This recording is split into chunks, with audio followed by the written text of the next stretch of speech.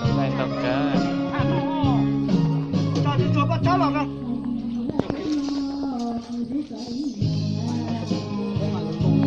chạy tổ lên, chạy tổ lên, chạy tổ lên, chạy cho nó xuống.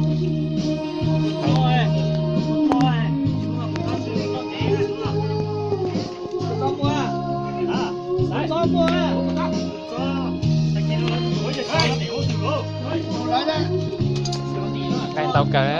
mà cho kia cho tàu cá đi.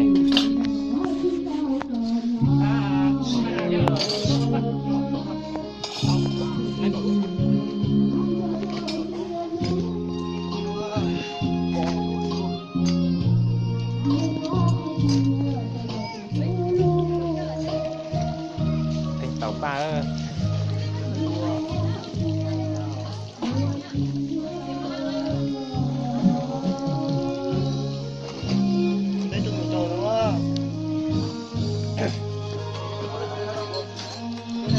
Cái tàu cá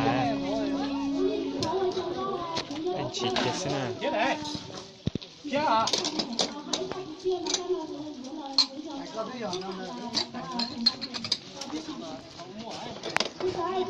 có chuyện nó ơi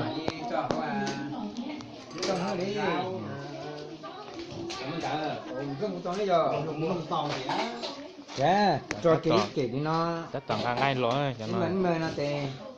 cho kỹ cái tàu cá này nó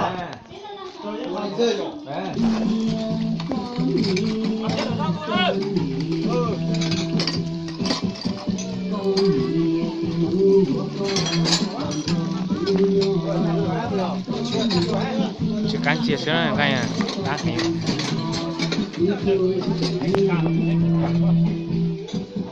nó cái để ơi cái này mà can có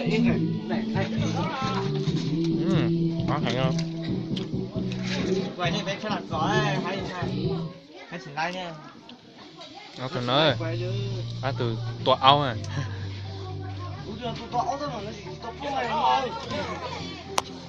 cho tọa áo nào lên tàu cây á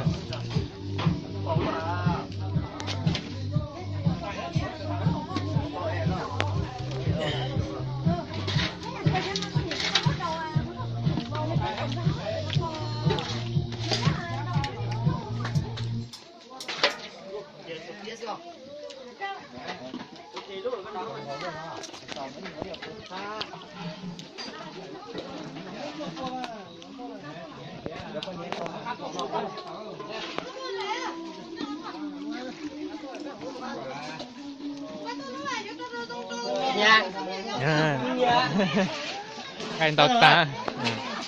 cho nên một sai cho cái để cá ta nói này là cá